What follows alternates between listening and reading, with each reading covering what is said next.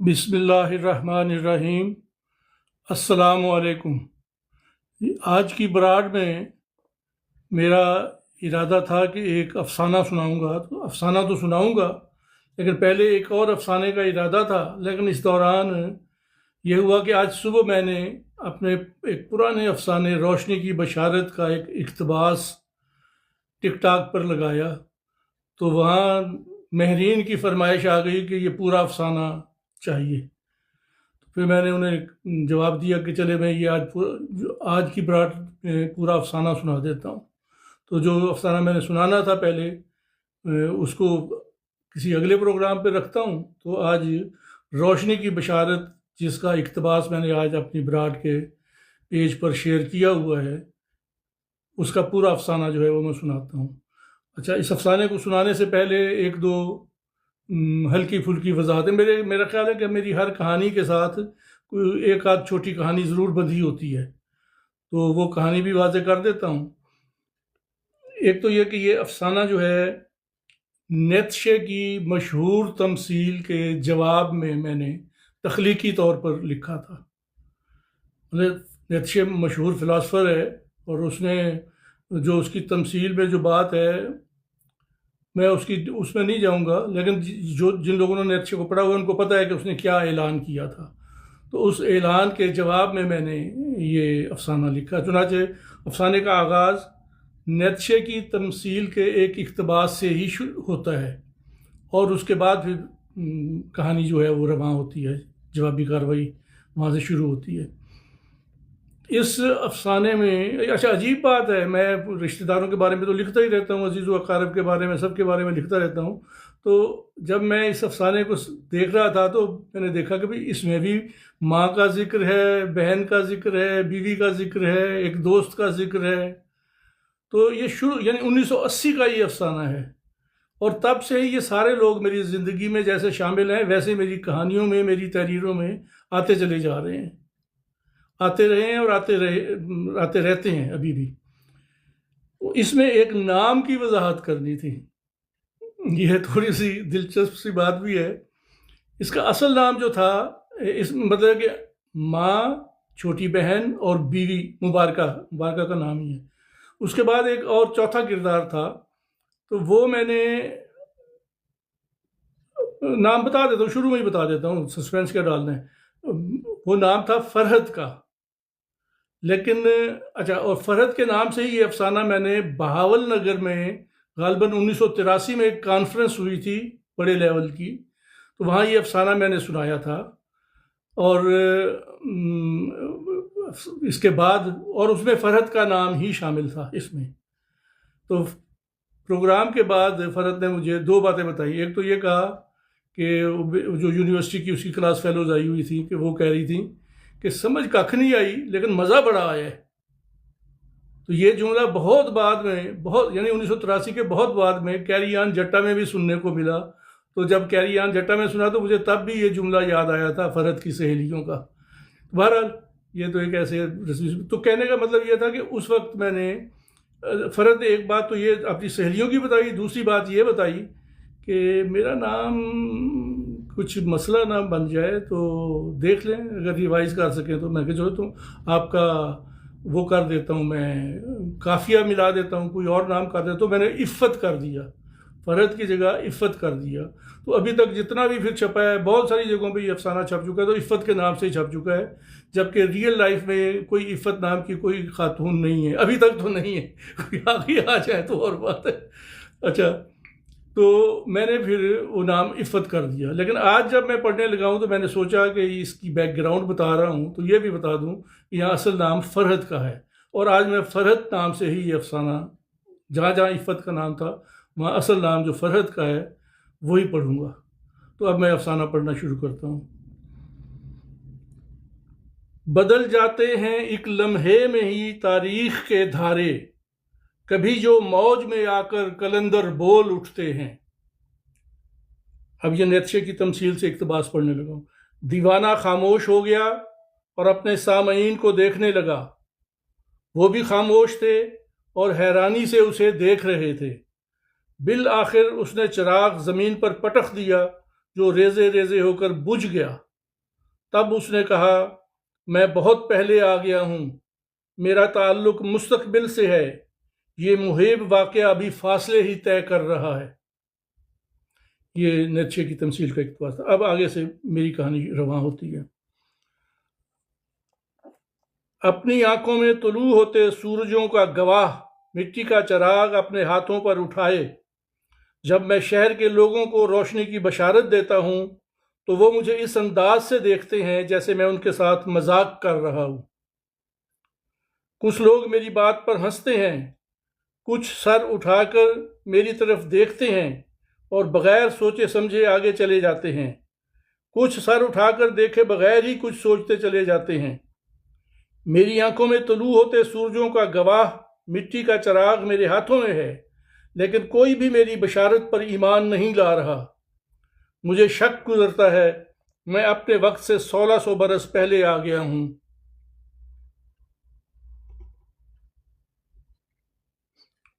مجھے شک گزرتا ہے میں اپنے وقت سے 1600 برس پہلے آ گیا ہوں، یہ لوگ مجھ سے 1600 برس پیچھے ہیں، یہ میری بات نہیں سمجھ پائیں گے۔ پھر کچھ سوچ کر میں اپنی ماں کے پاس جاتا ہوں اور روشنی کی بشارت دیتے ہوئے اسے بتاتا ہوں کہ میری آنکھوں میں سورج طلوع ہو رہے ہیں اور میرے ہاتھوں میں مٹی کا یہ چراغ ان کا گواہ ہے۔ میری ماں مجھے تشویشناک نظروں سے دیکھتی ہے اور آسمانی صحیفوں کی دعائیں پڑھ پڑھ کر مجھ پر پھونکوں سے دم کرنے لگتی ہے۔ میری چھوٹی بہن مجھے خوفزدہ نظروں سے دیکھتی ہے اور دبک کر ماں کے قریب ہو جاتی ہے۔ ماں کی سادگی اور بہن کے بھولپن پر افسردہ مسکراہٹ بکھیرتے ہوئے میں مبارکہ کے پاس آتا ہوں اور اسے بتاتا ہوں کہ میں دنیا کو روشنی کی بشارت دینے کے لیے مامور کیا گیا ہوں۔ میری آنکھوں میں سورج طلوع ہو رہے ہیں اور میرے ہاتھوں میں مٹی کا یہ چراغ ان کا گواہ ہے۔ مگر وہ میری بات پر توجہ دینے کی بجائے مجھے دکانداروں کے بلوں اور بچوں کی فیسوں کے بارے میں بتانے لگتی ہے۔ میں مایوس ہو کر فرحت کے پاس چلا آتا ہوں۔ پہلے تو وہ میری بات پر توجہ نہیں کرتی، لیکن جب میں پوری سنجیدگی سے اپنی بات دہراتے ہوئے اصرار کرتا ہوں کہ اب روشنی صرف میری آنکھوں میں طلوع ہوتے سورجوں سے ہی اترے گی تو وہ میرے قریب آ جاتی ہے، میرے ہاتھوں میں مٹی کے چراغ کو چھو کر دیکھتی ہے اور پھر پوچھتی ہے کہیں آپ افسانہ لکھنے کے موڈ میں تو نہیں ہیں؟ میں اسے یقین دلاتا ہوں کہ میں جو کچھ کہہ رہا ہوں سچ کہہ رہا ہوں۔ اس کے باوجود وہ مجھے اسی موضوع پر افسانہ لکھنے کی تحریک کرتی ہے۔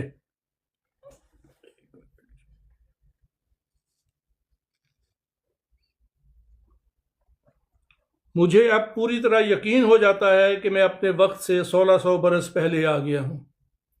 مجھے یاد آتا ہے اس سے پہلے ایک دفعہ میں اپنے وقت سے 50 برس پہلے آیا تھا، اور جب 50 برس بعد میں دوبارہ آیا تھا تو میں نے یہ دیکھا تھا کہ میں اپنے وقت سے 1 صدی پہلے آ گیا ہوں۔ پھر جب میں 1 صدی کے بعد آیا تو میری آمد اپنے وقت سے 200 سال پہلے تھی، اور جب میں 200 سال بعد آیا تو میری آمد میں 400 سال رہتے تھے، اور پھر جب میں 400 سال بعد آیا تو میں اپنے وقت سے 800 سال پہلے آیا ہوا تھا، اور اب جب میں 800 سال کے بعد آیا ہوں تو مجھے یقین ہو گیا ہے کہ میں اپنے وقت سے 1600 سال پہلے آ گیا ہوں۔ میں جو روشنی کی بشارت ہوں، ہر لحظہ اس دنیا سے دور ہو رہا ہوں۔ وہ کون سی صفر مدت ہے جس میں یہ تمام صدیاں اور زمانے سمٹ آئیں گے اور میری آمد قبل از وقت نہ ہوگی؟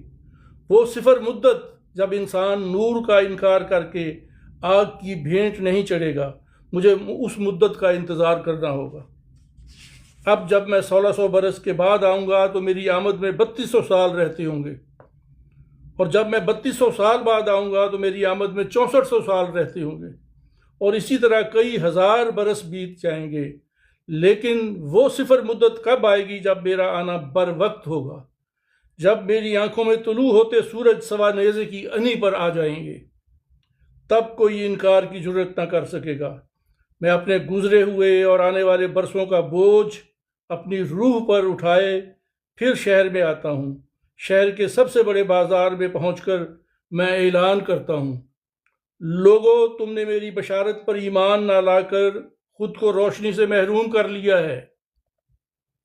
میرا اعلان مکمل ہونے سے پہلے ہی لوگ تمسخر شروع کر دیتے ہیں۔ مختلف سمتوں سے گالیاں اور تضحیک آمیز فکرے میری طرف آ رہے ہیں۔ میں کمال ضبط سے تمام تمسخرانہ اور تضحیک آمیز فکرے برداشت کرتا ہوں۔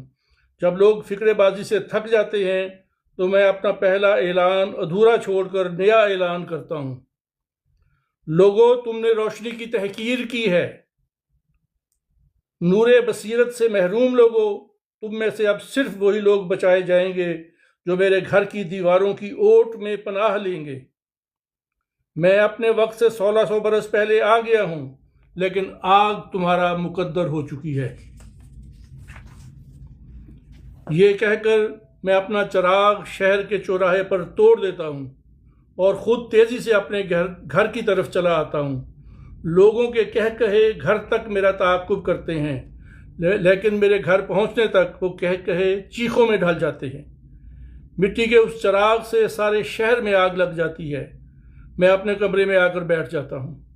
سارے شہر میں آگ کے شعلے بھڑک رہے ہیں اور لوگوں کی چیخیں ایک بھیانک شور میں تبدیل ہو گئی ہیں۔ میری ماں حیرت سے کبھی میرے کمرے میں آ کر مجھے دیکھتی ہے اور کبھی کمرے کے صحن میں جا کر دھڑا دھڑ جلتے ہوئے شہر سے اٹھتے ہوئے شعلوں کو دیکھتی ہے۔ میری چھوٹی بہن اسی طرح خوفزدہ انداز میں ماں کے ساتھ ساتھ ہے۔ پھر وہ ماں کو کھینچ کر میرے کمرے میں بٹھا لیتی ہے اور خود دبک کر ماں کے اور بھی قریب ہو جاتی ہے۔ مبارکہ اور فرحت دونوں میرے کمرے میں آتی ہیں۔ دونوں کے چہروں سے حیرت جھلک رہی ہے۔ ایک گھمبیر خاموشی کے بعد مبارکہ ہمت کر کے بولتی ہے، باہر بہت سارے لوگ آپ کے ہاتھ پر بیعت کرنے کے لیے آئے ہوئے ہیں۔ اب ان کا ایمان لانا یا نہ لانا ایک برابر ہے۔ جو لوگ دیواروں کی اوٹ میں ہیں انہیں ویسے بھی کوئی گزند نہیں پہنچے گی۔ میں اب بیعت نہیں لے سکتا۔ اب میں 1600 برس کے بعد آؤں گا، پھر 3200 برس کے بعد، پھر 6400 برس کے بعد، اور پھر مبارکہ اور فرحت کے چہروں سے عقیدت کے ساتھ دہشت بھی ٹپکنے لگتی ہے۔ میری چھوٹی بہن دبک کر ماں کے کچھ اور قریب ہو جاتی ہے۔ میری ماں اپنی خالی آنکھوں میں ان لمحوں کو اتارنے کی کوشش کر رہی ہے جب اس نے مجھے جنم دیا تھا، اور میں اس صفر مدت کا انتظار کرنے لگتا ہوں جب میری آنکھوں میں طلوع ہوتے سورج سوا نیزے کی انی پر اتر آئیں گے، جب وہ اپنے گواہ آپ ہوں گے اور جب مٹی کا کوئی چراغ گواہی کے لیے نہیں لانا ہوگا۔ یہ کہانی کا پہلا حصہ مکمل ہوا ہے۔ اب کہانی کا دوسرا، ایک وقفے کے بعد کہانی کا دوسرا حصہ ہے۔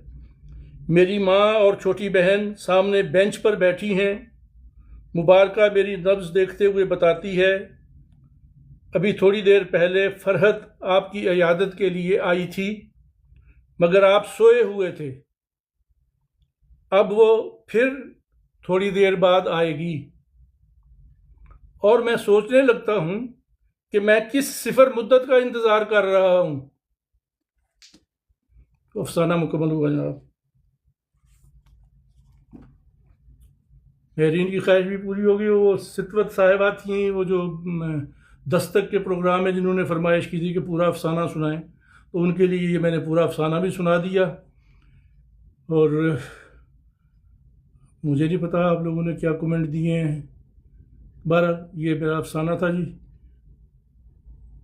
جن کو سمجھ آ گیا، اچھا لگا، ان کا شکریہ۔ جن کو اچھا نہیں لگا ان سے معذرت، لیکن یہ میرے ٹاپ 3 افسانوں میں ہے۔ میں زندگی بھر کے سارے افسانوں میں جو ٹاپ 3 ہیں ان میں 1980 کا لکھا افسانہ ہے اور ٹاپ 3 میں ہے۔ اور اب غزل ایک سنا دیتا ہوں روٹین کے مطابق۔ جیسے تو آج روشنی کی بشارت سنائی ہے، تو غزل بھی کوئی روشنی والی ہی سنا دیتا ہوں۔ اور یہ غزل ویسے ثنا نعمت نے بڑی خوبصورتی سے گائی ہے، بہت خوبصورت انداز سے گائی ہے۔ میرے لیے اس لحاظ سے بھی فیوریٹ ہے کہ ثنا نعمت نے بہت عمدگی سے اسے گایا ہے۔ بہرحال یہ کلام شاعر با زبان شاعر۔ روشنی کا استعارہ کر لیا، روشنی کا استعارہ کر لیا، دل نے ہر آنسو ستارہ کر لیا۔ روشنی کا استعارہ کر لیا، دل نے ہر آنسو ستارہ کر لیا۔ بے وفا دنیا سے کچھ تو نبھ گئی، بے وفا دنیا سے کچھ تو نبھ گئی، ساتھ کیا تھا بس گزارا کر لیا۔ بے وفا دنیا سے کچھ تو نبھ گئی، ساتھ کیا تھا بس گزارا کر لیا۔ اور گلستاں اس نے کیا تھا آگ کو، گلستاں اس نے کیا تھا آگ کو، ہم نے شبنم کو شرارہ کر لیا۔ گلستاں اس نے کیا تھا آگ کو، ہم نے شبنم کو شرارہ کر لیا۔ اور کم نہیں ہم بھی سمود و عاد سے، کم نہیں ہم بھی سمود و عاد سے، کیوں لحاظ آخر ہمارا کر لیا۔ کم نہیں ہم بھی سمود و عاد سے، کیوں لحاظ آخر ہمارا کر لیا۔ اور تیری وحدت سے سمجھ پائے تجھے، تیری وحدت سے سمجھ پائے تجھے، اور کثرت میں نظارہ کر لیا۔ تیری وحدت سے سمجھ پائے تجھے، اور کثرت میں نظارہ کر لیا۔ کون ہے پھر اب میرے دکھ کا سبب، کون ہے پھر اب میرے دکھ کا سبب، خواہشوں سے تو کنارہ کر لیا۔ کون ہے پھر اب میرے دکھ کا سبب، خواہشوں سے تو کنارہ کر لیا۔ اور آج حیدر موڈ ہی کچھ اور تھا، آج حیدر موڈ ہی کچھ اور تھا، سو غزل میں استخارہ کر لیا۔ آج حیدر موڈ ہی کچھ اور تھا، سو غزل میں استخارہ کر لیا۔ روشنی کا استعارہ کر لیا، دل نے ہر آنسو ستارہ کر لیا۔ یہ جی آج کا پروگرام میرا کوٹا مکمل ہوا، تو میری بات بھی مکمل ہوئی، تو باقی انشاءاللہ پھر اگلے پروگرام میں دیکھیں گے۔ تو ابھی تو اسی طرح ہی مجھے لگتا ہے کہ میں ٹھیک کر سکوں گا پروگرام۔ تو سب کا شکریہ، سب کی مہربانی، جنہوں نے اٹینڈ کیا اور جنہوں نے سنا، اور وہ بھی جنہوں نے بعد میں سننا ہے یوٹیوب پر بھی اور دوسرے فورمز پر بھی، تو سب کا شکریہ۔ السلام علیکم۔